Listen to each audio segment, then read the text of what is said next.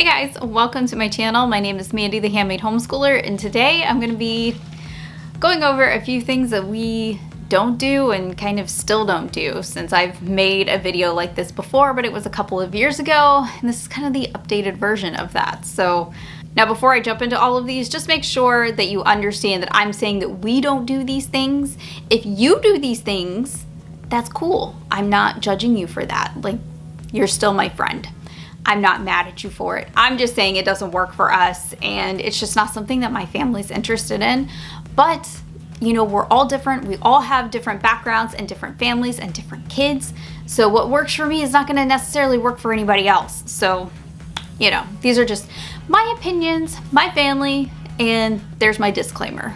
Hopefully some of these will make you laugh because it is kind of a joking type of video, but also, maybe some of you can totally relate to this as well. First, if you haven't yet, make sure you hit the like and the subscribe button, and down below in the description box, I have a link to our Christian homeschooling group, and I have links to all of my favorite curriculum if you want to go and check that out. So the first one probably isn't that much of a surprise if you've been following me for that long, but we still don't do morning baskets, and I have no regrets over not doing the morning basket. I know so many people love and cherish the morning basket. I am not like getting on to you about that. I'm not judging you for that. It's just one of those things that like would not happen in my house with my kids.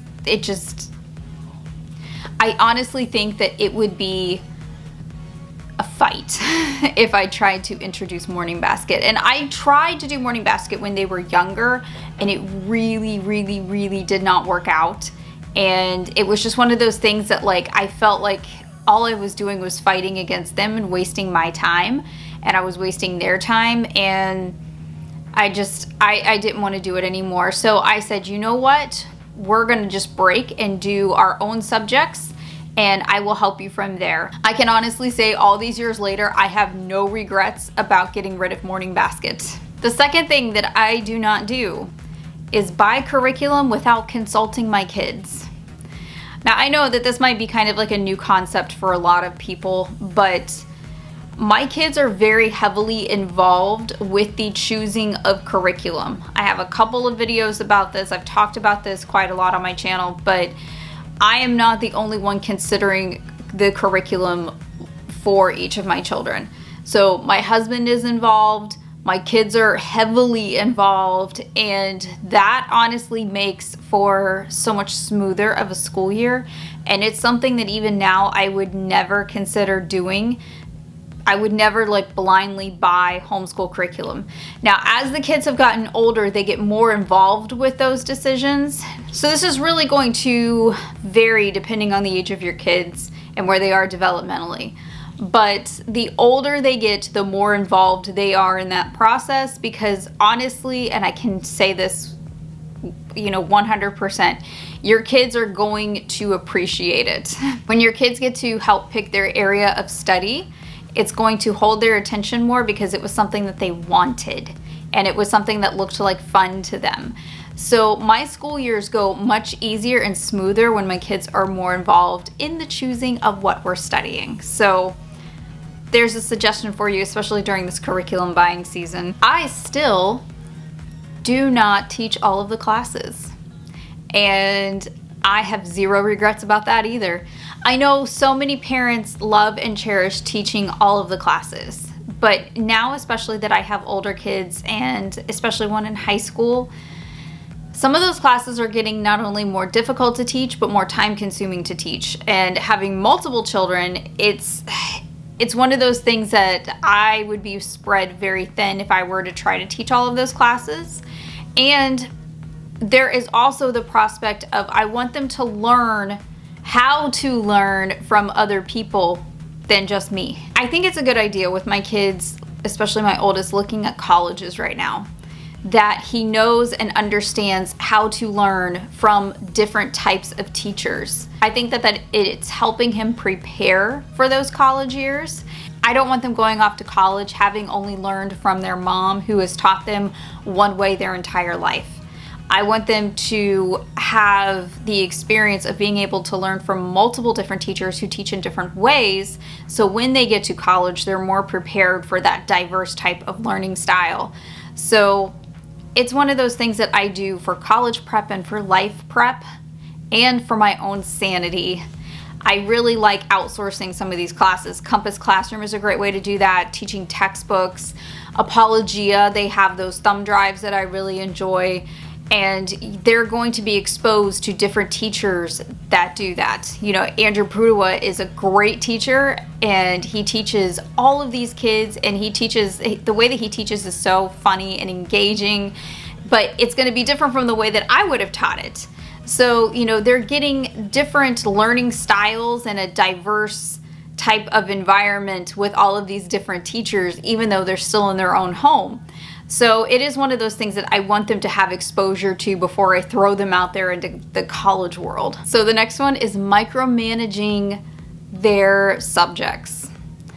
I learned how to let this go a long time ago. Now, when the kids were young, I would micromanage it, and you know, honestly, it was just easier because they were little and they needed that extra guidance of me over their shoulder all the time. But now that they're big kids, they don't really need mom telling them, make sure you get your math done. So what I used to do when they were little was I used to write out this list that they had to complete every single day, and the kids were so diligent and they would do everything in order, and they would let me know, I checked this off of my list today. Okay, great. Now that they're older, they don't really need that. So instead of micromanaging, I've stepped back a little bit. I still teach some classes. I still offer guidance. I still help them with finding pages and things that they might need. However, I don't tell them, okay, you did IEW and now you need to do spelling next. They know what they need to do. Honestly, the order of whatever they do is not really a concern of mine. My concern is just making sure that it's done by the end of the day, and that if they need help, I'm there to assist them. And if they need something from me, I'm there to guide them. And, you know, I kind of oversee the whole thing all day long, but I'm not over their shoulder, like, you know, making sure that they get all these check in the boxes anymore, because they've learned how to be responsible for that in their own way. You guys knew this was coming, but the fluff, I still do not do the fluff stuff. So basically, fluff things, like things that the kids don't really need, we cut all of that out. And I know this is totally rubs people the wrong way in the homeschool world, but this is just us. If you guys like and enjoy that and have time for that, that's awesome, and I'm super happy for you. We just don't have that kind of time, and you know, that's just not the way our family operates. It's not how our kids operate. So we cut out a lot of the fluffy type things because we have kind of a time crunch around here. My kids are involved in sports, and you know, they practice every day, and you know, it's just, it doesn't work for our family to have them do school longer than it needs to be. So anything that is not on their list, we just basically cut it. I'm not going to make them do extra work just for the sake of doing extra things. And honestly, they would probably hate that out of me. Now, my kids read things on their own and do things on their own, but it's not something that I'm going to require as like a school thing. So, you know, things like poetry tea time, a morning basket, those are things that like absolutely did not make the cut in our homeschool, because at the end of the day, I noticed that it was just wasting our time and they weren't enjoying it. And if those two things are happening, then I know I'm going to have a big problem on my hand at the end of the day. So cutting the fluff also kind of goes hand in hand with overscheduling. I do not overschedule my kids, and you know, I feel like this is something that was really popular in the 90s and early 2000s, where parents, I feel like they felt like they needed to make the kids really well-rounded, as they would say, for their transcripts. So they made sure that they had all these check in the boxes, like sports and after school activities and their first job, and you know, all of these things, which are not bad things on their own.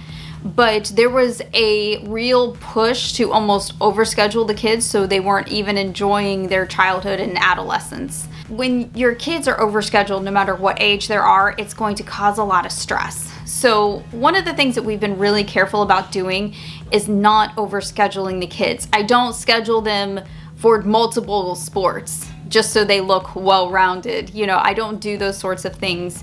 And, you know, my husband and I are definitely on the same page with this, thankfully. And, you know, there's no big push for that. And I feel like my kids have got to enjoy their childhood a little bit more because we don't overschedule them. I hope you guys have a great rest of your day. I will see you in the next video, and happy homeschooling.